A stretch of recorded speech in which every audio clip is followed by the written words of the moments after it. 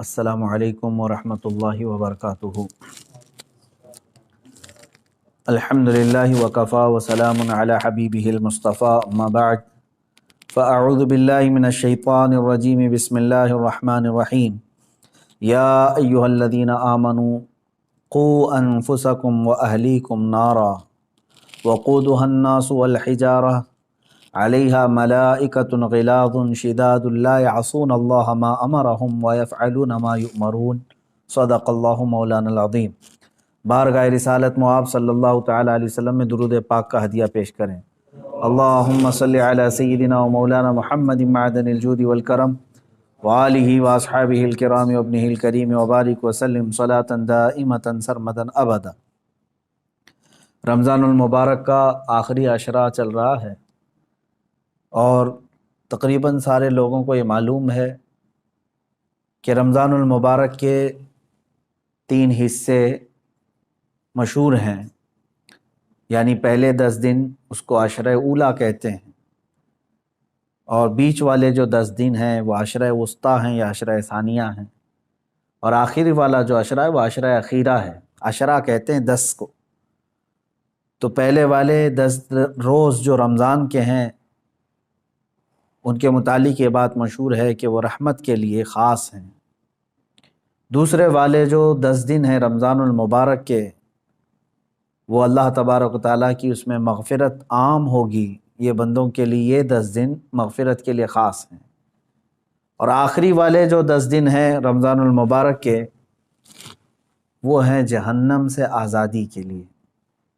جہنم سے آزادی کے لیے ہی یہ عشرہ مخصوص کیا گیا ہے، اور یہ حدیث پاک سے ثابت ہے۔ یہ تینوں عشرے جو میں بیان کر رہا ہوں، حضور پاک صلی اللہ تعالیٰ علیہ وسلم نے خود ارشاد فرمایا، رمضان تم پر ایک ایسا مہینہ آ رہا ہے جس کا پہلا 10 والا جو حصہ ہے وہ رحمت سے بھرا ہے، دوسرا والا حصہ مغفرت کا ہے، تیسرا والا حصہ جہنم سے آزادی کا ہے۔ تو آج ہم لوگ آخری عشرے میں آ چکے ہیں، اور یوں ہی دیکھتے دیکھتے اب رمضان ہمارے سامنے سے گزر جائے گا، اور اس کی راتیں اور اس کے صبح میں نہیں جانتا سارے لوگ کس انداز سے گزار رہے ہیں۔ لاک ڈاؤن کی وجہ سے اور یہ کورونا کی بیماری کے جو کثرت اور پھیلاؤ کو دیکھتے ہوئے لوگ اپنے اپنے گھروں میں مقید تو ہیں، لیکن میرے عزیزو، مسجدیں بند ہیں تو اس کا مطلب یہ نہیں ہے کہ تمہارے لیے عبادت کا حکم بھی ختم ہو گیا ہو۔ اللہ تبارک و تعالی حی اور قیوم ہے، جو ہمیشہ سے اور ہمیشہ رہے گا، اور آپ چاہے گھر میں ہوں چاہے جہاں پر بھی ہوں، مسلمان کی جو ڈیوٹی ہے وہ اس کو نبھانا ہوگا۔ بعض لوگ ہو سکتا ہے یہ سوچ رہے ہیں مسجد ہی بند ہے تو اب نماز بھی نہیں ہوگی۔ ایسا نہیں ہے، نماز تمہارے لیے مسجد کی وجہ سے فرض نہیں ہے، تمہارے مسلمان ہونے کی وجہ سے فرض ہے۔ بہرحال یہ جو آخری عشرہ ہے رمضان المبارک کا، اس میں کثرت سے بندوں کو کیا کرنا چاہیے؟ اللہ تبارک و تعالیٰ کی بارگاہ میں اسی چیز کا سوال کرنا چاہیے کہ اے اللہ، تیری بنائی ہوئی اس دوزخ اور جہنم سے میں پناہ مانگتا ہوں، اور اللہ تبارک و تعالیٰ نے اگر تمہارا نام لکھ دیا آزاد ہونے والوں میں تو میں سمجھتا ہوں کہ زندگی وصول ہو گئی۔ اس سے بڑی کوئی چیز نہیں جو اس ماہ میں اور اس ہفتے میں یا اس اخیر عشرے میں جو دی جا رہی ہو۔ جہنم ہے کیا چیز میں آپ کو بتاؤں، اسی پر میں آج تھوڑی سی گفتگو کرتا ہوں۔ ہلکے میں لے لیتے ہیں بہت سارے لوگ، جہنم کا نام آئے، دوزخ کا نام آئے، کیونکہ جب ذکر کثرت سے ہوتا رہتا ہے تو بعض لوگ اس کو یوں سمجھتے ہیں کہ یہ یوں ہی بیان کرنے والی چیز ہے۔ ایسا نہیں ہے میرے عزیزو۔ قرآن پاک میں اللہ رب العزت نے کثرت سے اگر کسی چیز سے ڈرایا ہے تو وہ جہنم سے ڈرایا ہے، دوزخ کے عذابات سے ہی ڈرایا ہے، اور ڈرنے والے ڈر گئے، اور جو بے خوف ہو کر کے جیتے ہیں ان کے لیے تو کوئی بات ہی نہیں ہے، یعنی جہنم کا بھی خوف نہیں، اللہ کا بھی خوف نہیں۔ تو ایسے بے ایمان ہو جاتے ہیں لوگ تو پھر ان کو کوئی ڈر نہیں ہوتا، لیکن ایمان جس کا ہے وہ جہنم کا نام سنتے ہی ڈرنے لگ جاتا ہے۔ بہت سارے صحابہ اکرام رضوان اللہ تعالی علیہ مجمعین، بہت سارے تابعین، ان کے واقعات موجود ہیں۔ جب نماز میں قیامت کا ذکر آ جاتا، یعنی قرآن پڑھتے پڑھتے، یا پھر جہنم کا تذکرہ ہو جاتا، تو وہ وہیں کے وہیں کھڑے رہ جاتے تھے، اور آگے ہی نہیں بڑھ پاتے تھے نمازوں میں، اس قدر وہ رونا شروع کر دیتے تھے کہ جہنم کے ذکر سے۔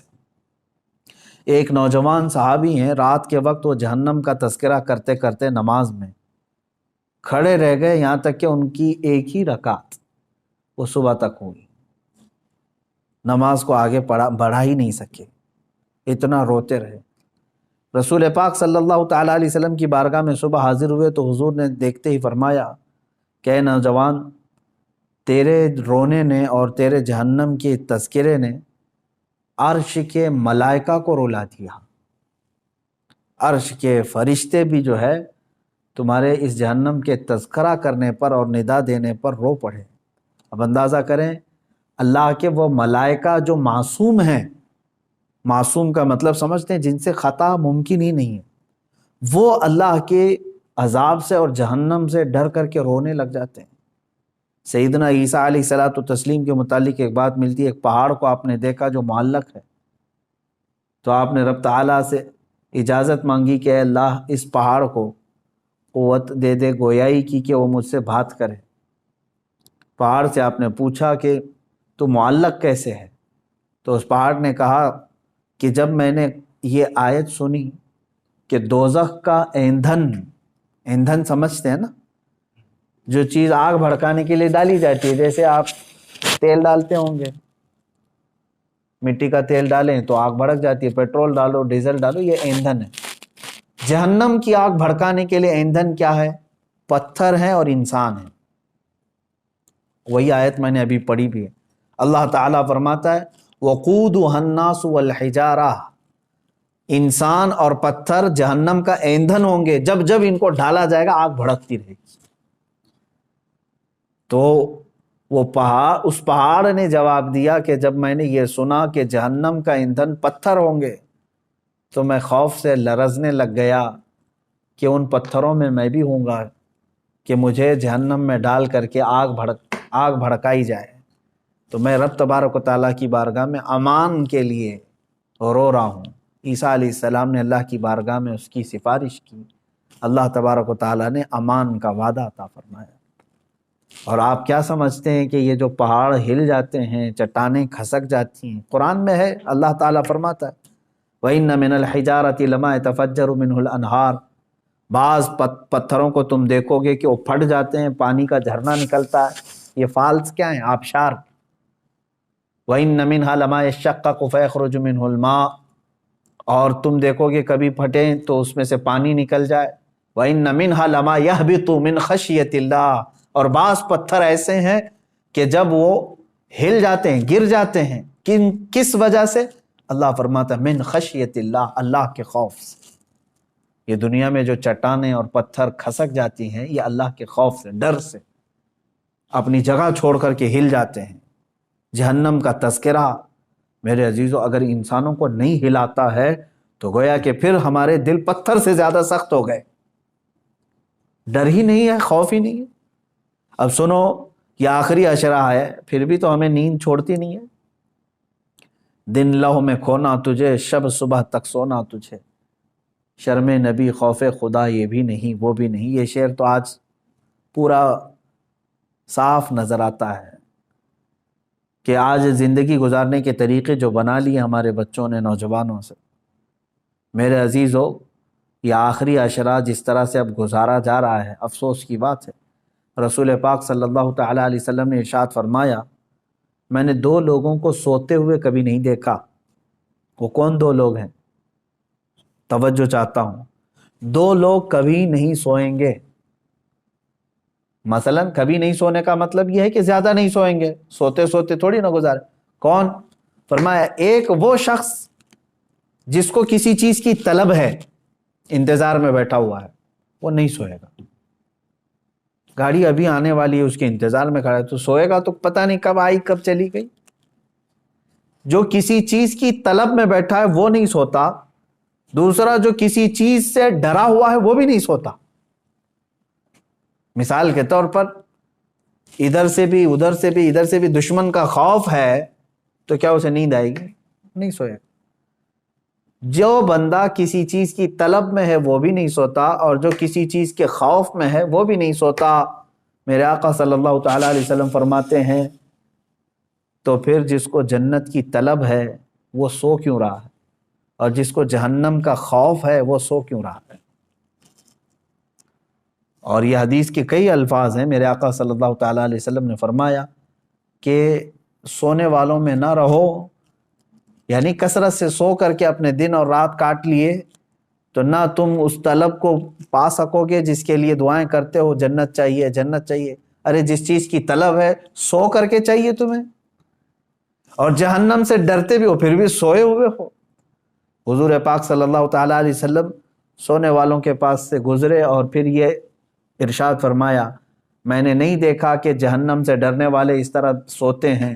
اور آیت کریمہ بھی میرے آقا صلی اللہ تعالیٰ علیہ وسلم نے تلاوت فرمائی۔ اللہ تبارک و تعالیٰ نے فرمایا، وَكَم مِّن قَرْيَةٍ أَهْلَكْنَاهَا فَجَاءَهَا بَأْسُنَا بَيَاتًا، وہ یہ جو ہے آیت تلاوت فرمائی کہ بہت سارے قریے دیہات ایسے ہیں جن کو اللہ تعالیٰ نے ہلاک فرما دیا، وَهُمْ نَائِمُونَ، اور جبکہ وہ سو رہے تھے، سونے والے غفلت میں۔ حضور پاک صلی اللہ تعالیٰ علیہ وسلم نے یہ تلاوت فرمائی۔ اس کا مطلب یہ میرے عزیزوں، میں خلاصہ یہ بتانا چاہتا ہوں کہ یہ آخری عشرہ ہمارا سونے کا نہیں ہے۔ اندازہ کرو کہ کل اگر تمہاری موت آنے والی ہے تو کیا آج کی رات سو کے گزارو گے؟ کل اگر تمہیں پتہ چل جائے کہ تمہارا جنازہ اٹھایا جانے والا ہے تو کیسے آج کی رات گزرے گی آپ؟ ہونا یہ چاہیے کہ یہ آخری عشرہ جو اللہ تعالیٰ نے دیا ہے صحت و سلامتی کے ساتھ تمہیں دیا ہے۔ کون سی مصیبت ہے تمہارے پاس آج؟ اور آج تو حالات ایسے ڈرائے ہوئے آپ دیکھ بھی رہے، اتنی موتیں عام ہو گئی ہیں اس بیماری کے نام سے۔ آپ دیکھیں ہندوستان میں ہی روزانہ کی 3,500 سے 4,000 موتیں ہو رہی ہیں صرف یہ کورونا کے نام سے، جو گیا ایک دن میں 2 دن میں ہٹے کٹے صحت مند لوگ جا رہے ہیں، ایک ایک گھر سے کئی لاشیں جا رہی ہیں۔ تو کیا یہ آپ سب کو دہلا نہیں دیتی چیزیں کہ موت برحق ہے اور آج یا کل آنی ہے؟ اور آج موت نے یہ بتا دیا ہے ہندوستان کے ماحول میں بھی کہ بوڑھا ہونا ضروری نہیں موت کے لیے، وہ تو بچوں کو بھی لے جاتی ہے، جوانوں کو بھی لے جاتی ہے، بوڑھا ہونا ضروری نہیں ہے۔ بعض لوگ اگر یہ سوچ کر کے بیٹھتے ہیں ابھی عمر ہی کیا ہے میری، مرنے کی عمر تھوڑی نہ ہے۔ میرے عزیز، مرنے کی کوئی عمر ہی نہیں ہوتی۔ اب ہمارے پاس وقت کی کمی بہت ہے، اور جہنم سے بچنے کے لیے ہم نے کیا کیا؟ مجھے ایک بات بہت اچھی لگتی ہے شیخ سعدی رحمۃ اللہ تعالیٰ علیہ کی، توجہ چاہتا ہوں، فرماتے ہیں جو امپاسبل ہے، جو ناممکن ہے، وہ ایک چیز ہے، میں بتاتا ہوں، آپ گیس کریں۔ دنیا میں ایک چیز ایسی امپاسبل ہے جس کو سب مانیں گے، مسلمان ہی کیا، ہندو بھی، عیسائی بھی، یہودی بھی، سب مانیں گے، وہ امپاسبل، سب اس کو کہیں گے۔ کون سا امپاسبل؟ موت سے بچنا۔ کوئی کہے گا پاسبل ہے؟ موت سے کوئی بچ سکتا ہے؟ آج بچے گا، کل بچے گا، پرسوں، کوئی تو ایک لیمٹ آئے گی اس کی، جب تو مرے گا، موت آنا ہے۔ لیکن میں آپ کو بتا رہا ہوں، توجہ چاہتا ہوں، ایک امپاسبل چیز ہے، موت سے بچنا ممکن نہیں، محال ہے، محال ہے نا۔ اب دوسری چیز میں آپ سے سوال کرتا ہوں، مسلمان ہونے کے ناطے آپ یہ مجھے بتائیں، جہنم سے بچنا، دوزخ سے بچنا ممکن ہے کہ ناممکن ہے؟ ناممکن تو نہیں۔ جہنم سے کیونکہ اللہ تعالیٰ نے ہمیں بتایا ہے کہ تم اگر برے کام نہیں کرو گے تو جہنم میں تھوڑی نہ جانا ہے۔ تو یہاں کچھ پریکاشن سے، کچھ احتیاط سے جہنم سے بچا جا سکتا ہے کہ نہیں؟ اب دیکھو ہماری یہاں پر الٹ پھیر کیسے ہے زندگی میں، جو امپاسبل ہے موت سے بچنا، اس کے لیے ہم دوڑ بھاگ بہت کرتے ہیں، کوشش بہت کرتے ہیں کہ کسی طرح بچ جائے، یہ دوائیاں کرانا، ساری چیزیں تو اسی لیے تو ہے نا، موت سے بچنے کے لیے۔ موت سے بچنا ناممکن ہے، پھر بھی بچنے کی انسان بہت کوشش کرتا ہے، جبکہ جہنم سے بچنا ممکن ہے، پاسبل ہے، اس سے بچنے کی ایک کوشش بھی کیوں نہیں کرتا؟ وہاں پر کوشش ہونی چاہیے۔ اب میں اگر آپ کو سنا دوں چند آیتیں، اس کے بعد سوائے دعا کے ہمارے پاس کوئی ہاتھ ہی نہیں ہے۔ قرآن کی چند آیتیں میں آپ کے سامنے رکھتا ہوں، مفہوم آیتوں کا رکھتا ہوں جلدی میں، کہ جہنم کا ایک خاکہ میں آپ کو بتا دوں کہ ہے کیا یہ چیز جہنم. پہلے قرآن کی آیتیں اگر آپ سن لیں کہ قرآن پاک میں اس کو اللہ تعالیٰ نے کس طرح سے بیان کیا ہے. بہت ساری جگہ آپ آیتیں بھی پڑھتے ہیں، سورتیں جو آپ کو یاد ہوں گی ان سورتوں میں بھی کئی جگہ جہنم کا ذکر آیا ہے. وَيْلٌ لِّكُلِّ ہُمَزَةٍ، یہ جو سورہ ہے اس میں پورا جہنم کا تذکرہ ہے. آپ دیکھیں جہنم کی آگ کا تذکرہ، یہ ساری چیزیں آئی ہیں. اب قرآن پاک میں اللہ تبارک و تعالیٰ نے جو فرمایا اس میں سورہ یونس کی ایک آیت جس کا مفہوم میں بتا رہا ہوں، جہنم کو دیکھتے ہی کافروں کے چہرے کالے سیاہ ہو جائیں. کأنما اغشیت وجوہہم قطعا من اللیل مظلما. دیکھتے ہی جہنم کو، جب جہنم کو لایا جا رہا ہوگا تو چہرے جو ہے بالکل کالے پڑ جائیں گے، سیاہ پڑ جائیں گے. اچھا جہنم کوئی ایک کنویں کا نام نہیں ہے. جہنم کتنی بڑی ہے یہ میں اگر آپ کو بتا دوں تو اندازہ کریں. جہنم میں جس کو ڈالا جا رہا ہے نا، جو جہنمی، اس کے ایک کندھے سے دوسرے کندھے تک جو چوڑائی ہے وہ ایک تیز گھوڑا 40 دن دوڑے تب طے ہوگی. جہنمی، ایک جہنمی، جہنم کی بات نہیں کر رہا ہوں، جس انسان کو ڈالا جا رہا ہے دوزخ میں اس کو اتنی بڑی شکل بنا کر کے ڈالا جائے گا. اب آپ اندازہ کریں ایک جہنمی جب اتنا بڑا اس میں گر رہا ہے تو جو لاکھوں کروڑوں کی تعداد میں جو جہنم میں گر رہے ہوں گے تو پھر جہنم کتنی بڑی ہوگی. اس سے اندازہ کر سکتے ہیں آپ. اس کے طبقات ہیں، وادیاں ہیں، عذابات ہیں، کیسے کیسے عذابات ہیں، ان کے ذکر بھی قرآن پاک کے حوالے سے آئے ہیں. رسول پاک صلی اللہ تعالیٰ علیہ وسلم کی حدیثوں سے بھی یہ جو ملتا ہے. اب یہ دیکھیں، سنیں، جہنم کے ایک احاطے کی 2 دیواروں کے درمیان، صرف ایک سائیڈ کی بات کر رہا ہوں، پورے جہنم کی نہیں، ایک احاطے کی 2 دیواروں کے درمیان 40 سال کی مسافت لگے گی. اگر طے کرنا چاہے کوئی تیز رفتار سواری تو وہ 40 سال کی مسافت صرف اس کا ایک کارنر ہے جہنم کی. اور یہ بھی حدیث پاک میں ملا ہے کہ حضور پاک صلی اللہ تعالیٰ علیہ وسلم تشریف فرماتے، صحابہ بیٹھے تھے، ایک اچانک دھماکے دار آواز آئی. صحابہ نے پوچھا، رسول پاک صلی اللہ تعالیٰ علیہ وسلم نے ارشاد فرمایا آج سے 70 سال پہلے ایک پتھر جہنم کے منہ سے گرایا گیا تھا، وہ اب جا کر کے اس کے نیچے لگا ہے، تہ میں جا کر پہنچا ہے. تو اگر اس کی گہرائی اتنی ہے، 70 سال لگ جاتے ہیں ایک پتھر کو گرتے تو وہ کس قدر بڑی ہوگی جہنم.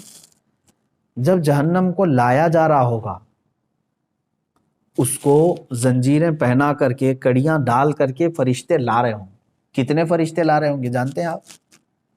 صرف جہنم کو لانے والے جو فرشتے ہیں وہ سب سے بڑے طاقتور فرشتے.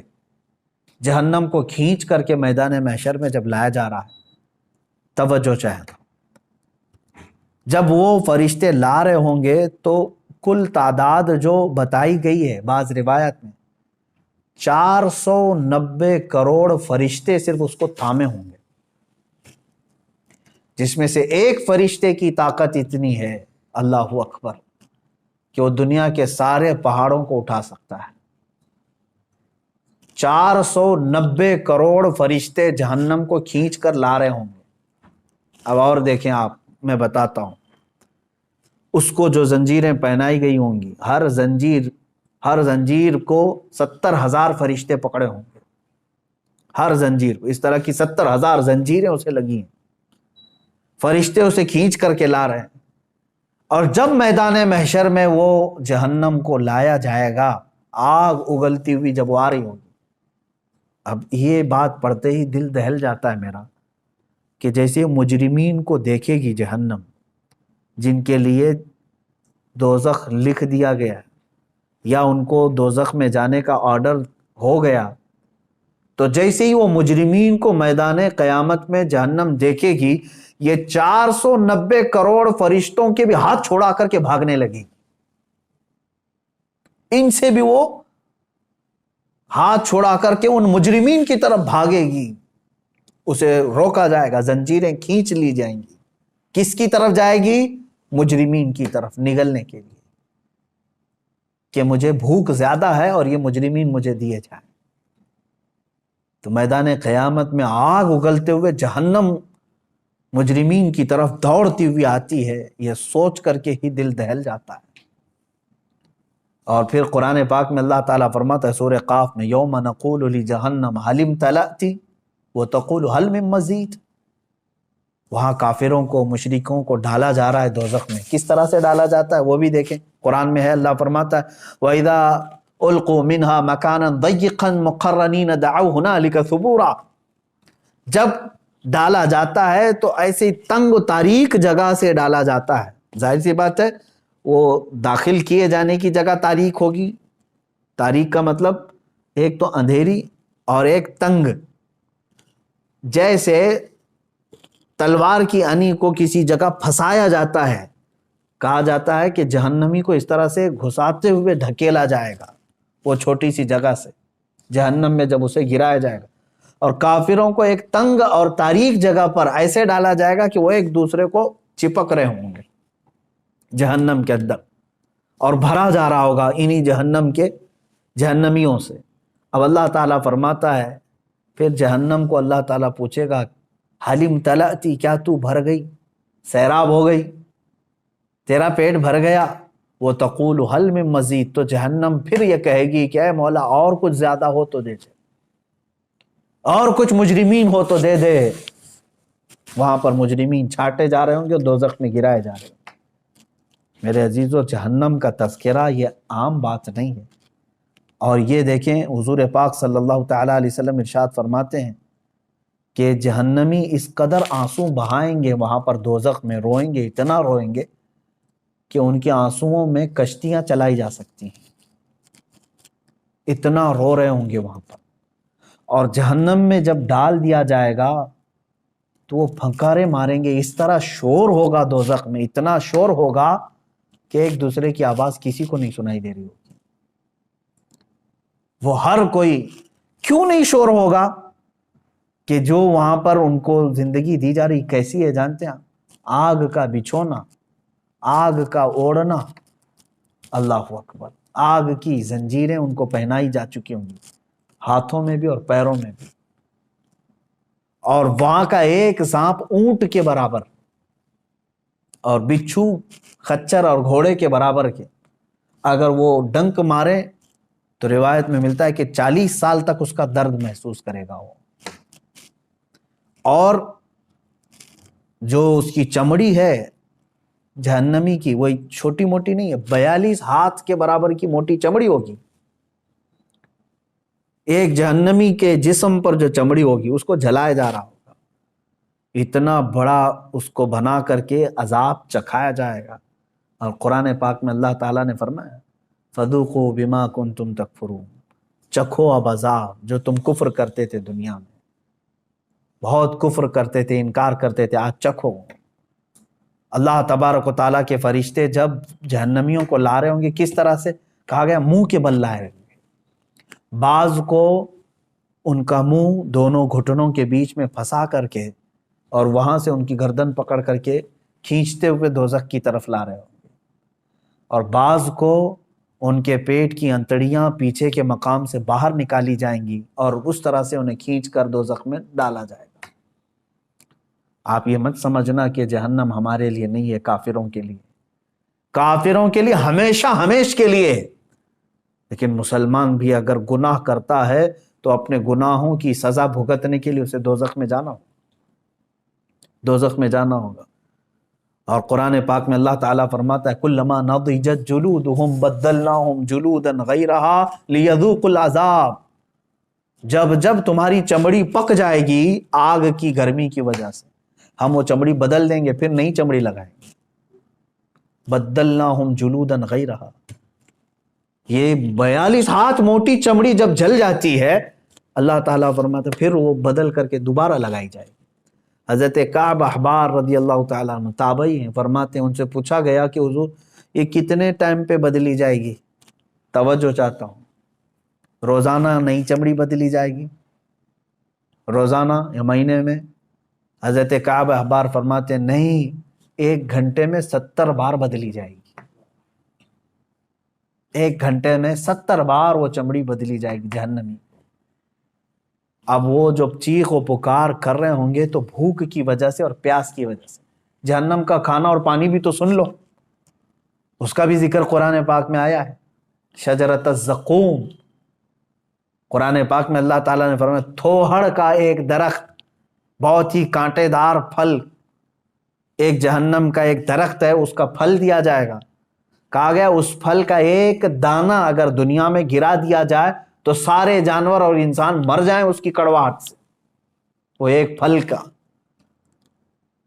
اس کی کڑواہٹ، اور وہ جو پھل دیا جائے گا جہنمی کو کھانے کے لیے، بھوک کی شدت کی وجہ سے وہ کھائے گا، لیکن جیسے ہی وہ پھل کھائے گا اس کے کانٹے اس کے حلق میں اٹک جائیں گے اور باہر نکل چکے ہوں گے، نہیں اندر جائیں گے۔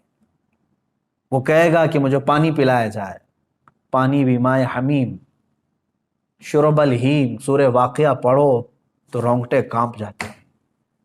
اللہ تبارک و تعالیٰ فرماتا ہے ھذا نزلہم یوم الدین، آج تمہاری مہمان نوازی اسی پانی سے کی جائے گی۔ وہ کون سا پانی؟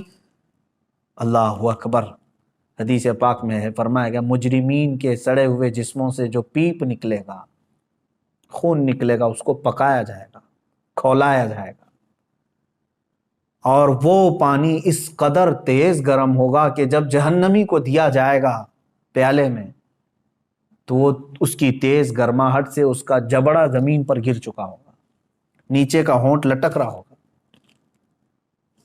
اس کو کیا کرنا ہے؟ اس کو پینا ہے اور اپنے تھوڑدار درخت کے پھل کو اندر داخل کرنا ہے۔ تو اسی گرم پانی کو جب اندر ڈالے گا تو اس کی انتڑیاں گل چکی ہوں گی، لیکن کوئی مسئلہ نہیں۔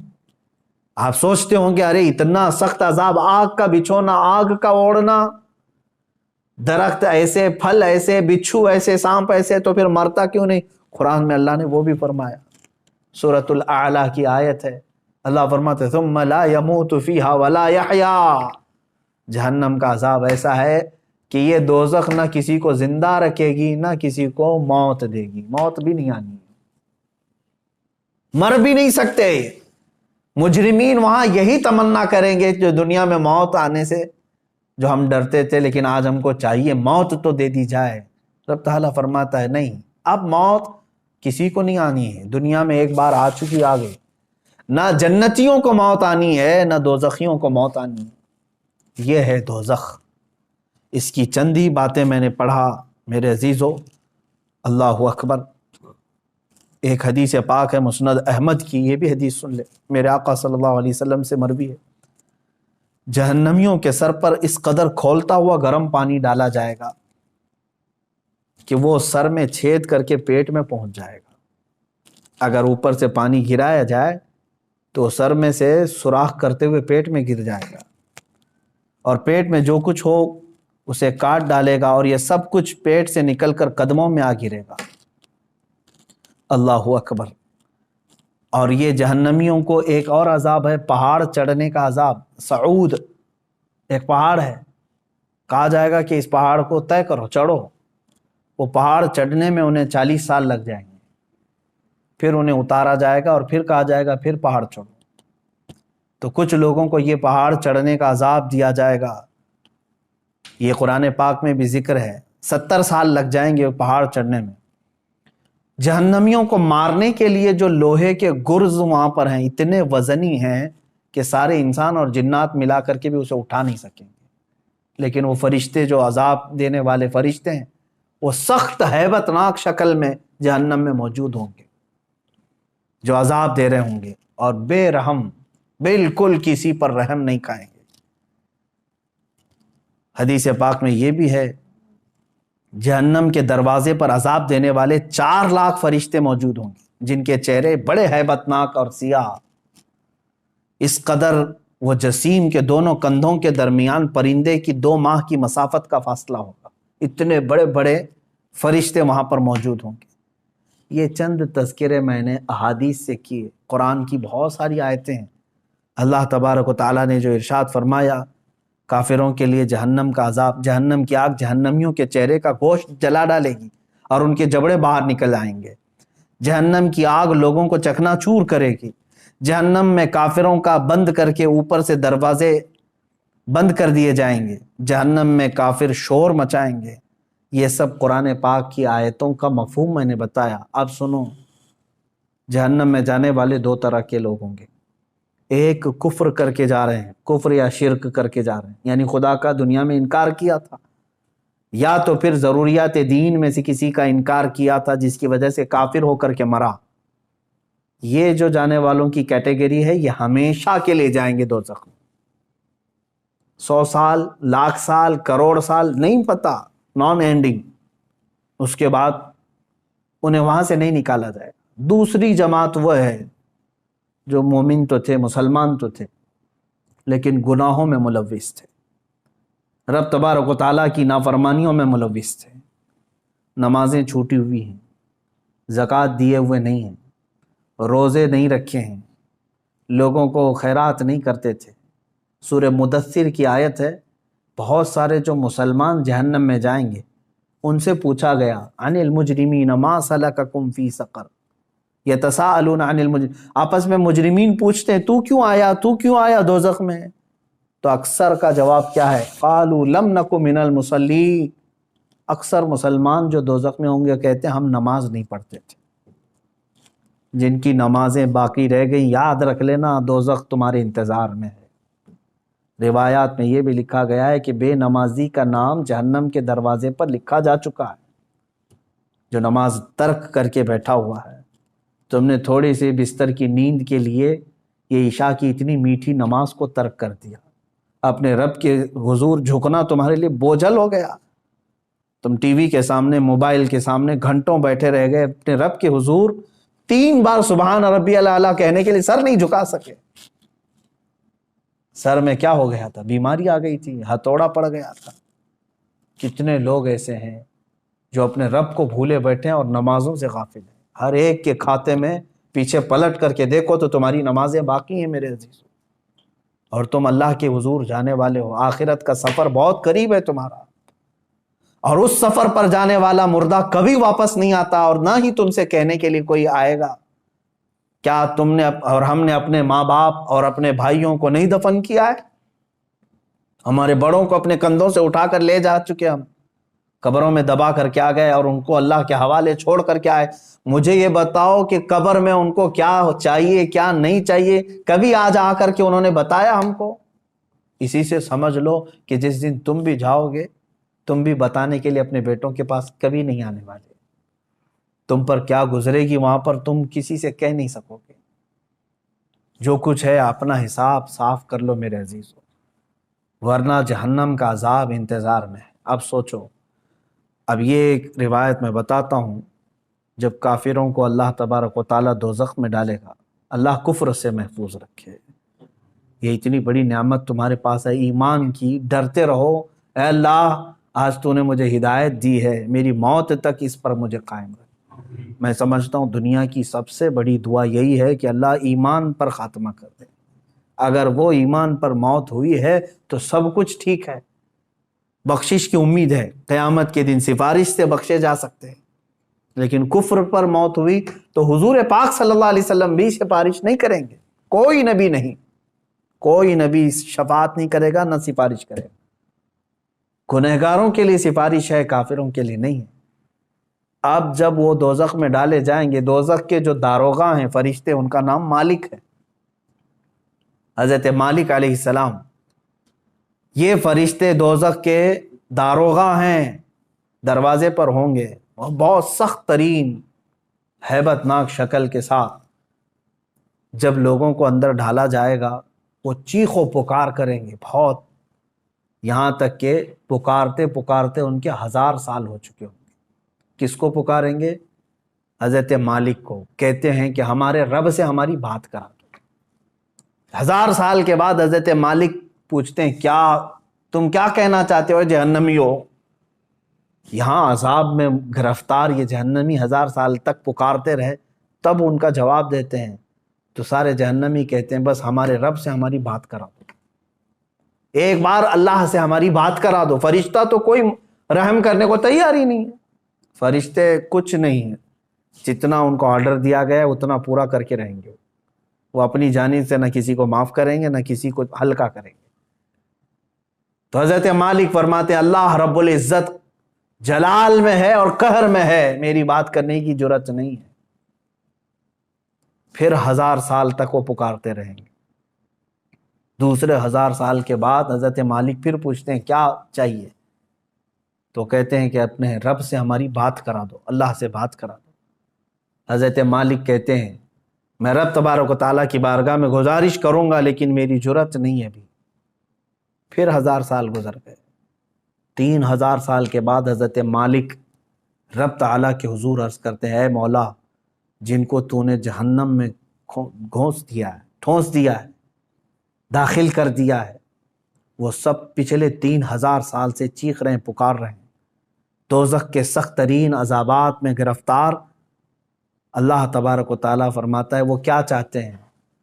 حضرت مالک فرماتے ہیں مولا وہ کہہ رہے ہیں کہ تجھ سے بات کرنا چاہتے ہیں، رب تبارک و تعالیٰ تجھ سے وہ کلام کرنا چاہتے ہیں۔ اللہ تبارک و تعالیٰ نے جلال میں اعلان فرمایا اے مالک ان سے کہہ دو آج کے بعد نہ رب تعالیٰ ان کا خدا نہ ان کی طرف دیکھنا چاہتا ہے نہ ان سے بات کرنا چاہتا ہے۔ فی ناری جہنم و فیہا خالدون، دوزخ کے عذاب میں وہ جا چکے اور ہمیشہ کے لیے رہنے والے، اب بات چیت کا وقت نہیں۔ یہ کفار و مشرکین کے ساتھ ہمیشہ کے لیے جیسے ہی ان کو اعلان ہو جائے گا وہ اتنا چیخ ماریں گے کہ جہنم ہل رہی ہوگی۔ میرے عزیزو انہی کے چیخ و پکار اور عذابات کے درمیان کچھ گنہگار بھی ہوں گے۔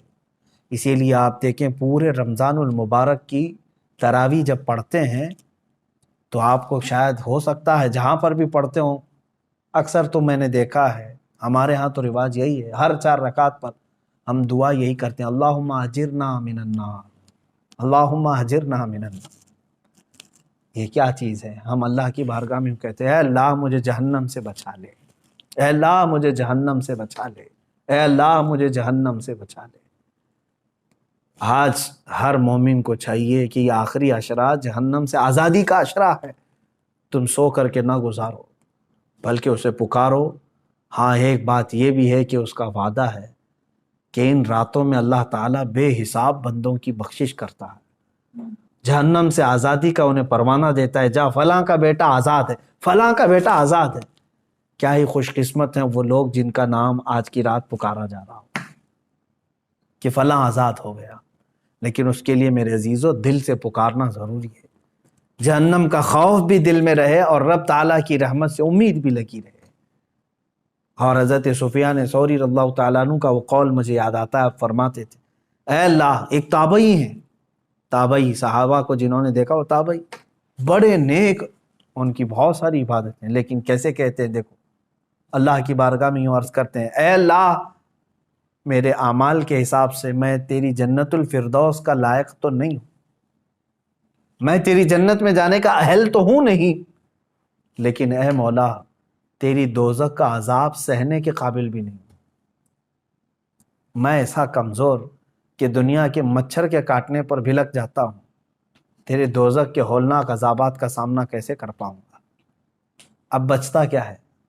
میں میرے عمل کے مطابق جنت میں جا نہیں سکتا اور تیرے عذاب دوزخ کو برداشت کر نہیں سکتا، مولا بس بات رہ جاتی ہے تیرے فضل کی، بات رہ جاتی ہے تیرے رحم کی، اگر تو فضل اور رحم فرما دے تو مجھ جیسا بندہ بھی تیری جنت کا مزہ لے سکتا۔ اے مسلمانوں آج کی رات اور جو یہ آخری عشرہ آئے اس میں سونے کے لیے نہیں ہے، ہاں جس قدر تم اپنے جسم کو راحت دے سکتے ہو سو، لیکن ڈر کر کے بستر چھوڑ کر کے اٹھ جاؤ کسی بھی وقت، دکھاوے کے لیے نہیں۔ لوگ بھیڑ جمع کر کے سوچتے ہیں کہ ہم عبادتوں کے لیے چلے آئیں، بلکہ بسا اوقات ایسا بھی ہونا چاہیے آپ کے ساتھ۔